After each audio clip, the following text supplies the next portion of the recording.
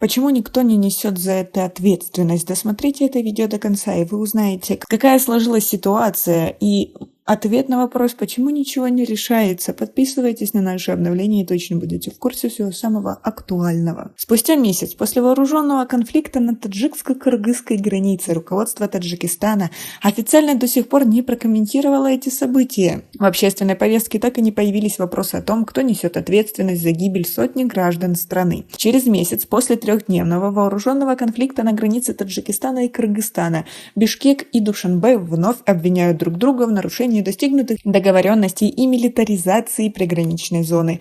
Официальные заявления двух сторон становятся более агрессивными, чем когда-либо, что заставляет предположить, что конфликт еще до конца не заморожен. На этом фоне очень заметна противоположная реальность в обществах двух стран. В Кыргызстане за последний месяц было опубликовано несколько интервью с участием президента этой страны Садыра Жапарова, который высказался о ситуации на границе с Таджикистаном. Проходили закрытые и открытые слушания в парламенте с участием главы ГКНБ Камчыбека Ташиева, транслировалась пресс-конференция председателя Совета безопасности этой страны, министра обороны и тому подобное. Вместе с тем, в независимых СМИ периодически звучит критика в отношении властей этой страны, которых считают ответственными за гибель населения. В Таджикистане через некоторое время после пограничного конфликта патриотические лозунги заменили собой полную тишину в обществе. Глава государства Эмомали Рахмон так и не высказался о ситуации на границе и не выразил соболезнования семьям погибших в конфликте. За него это сделали региональные чиновники, а заявления относительно ситуации на границе не поднялись выше уровня таджикского МИДа и погранслужбы. В экспертном и журналистском обществах слышатся рассуждения о приграничной информационной войне Кыргызстану. Однако почти отсутствует постановка вопроса о том, кто виноват в сложившейся ситуации и почему никто не понес за это ответственность. Глава Нансмит Нуридин Каршибоев во время ток-шоу, организованном «Азия Плюс», отметил, что выигрыш или проигрыш в информационной войне являются относительными категориями.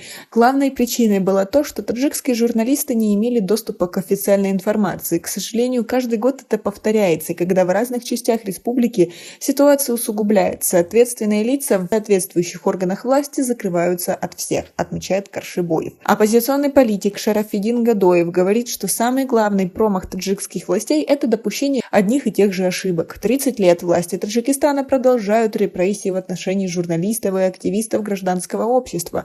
Во время конфликта особо становится заметно, что их место остается пустым, отмечает Гадоев. За последние 3 месяца в Таджикистане арестовано 7 блогеров и журналистов. В рейтинге стран по уровню свободы слова, составленном «Репортерами без границ» за 2021 год, Таджикистан занял 152 место среди 180 стран и улучшил свои позиции всего на 10 ступенек. Очевидно, что в 2022 году этот показатель будет не настолько оптимистичным. Как вы относитесь к такой ситуации? И вы бы хотели услышать объяснение от нашего президента или высокопоставленных чиновников? Свои ответы напишите нам, пожалуйста, в комментарии.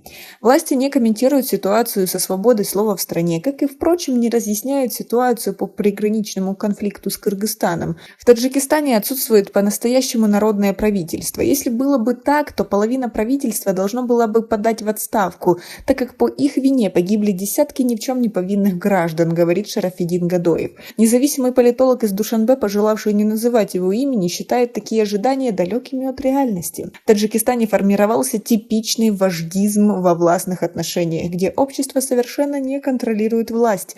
Вождь является олицетворением власти, и любая критика этой власти равносильна критике вождя. Каждый гражданин воспринимает эту реальность по-своему, но адекватно ее осознает. Именно в этом и кроется причина самоцензуры и отсутствия склонности к критике власти, говорит собеседник. По его словам, сложившаяся система практически находится на ручном управлении и без отмашки сверху не способна эффективно работать. Таджикистан является суперпрезидентской республикой, где глава государства параллельно является и главой правительства. Все ключевые должности, в том числе главы районов и городов, назначаются президентом. В Нижней палате парламента отсутствует легальная оппозиция. В Верхней палате парламента из 33 членов 8 назначаются напрямую президентом, а 25 опять избираются путем тайного голосования, который фактически организовывают лица, назначенные президентом.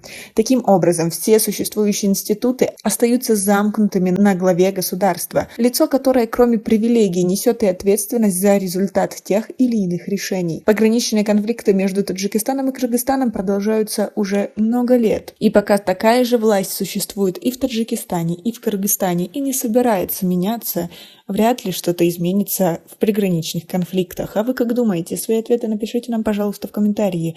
У нас пока на этом все. Оцените наше видео подпиской и лайком. До скорой встречи!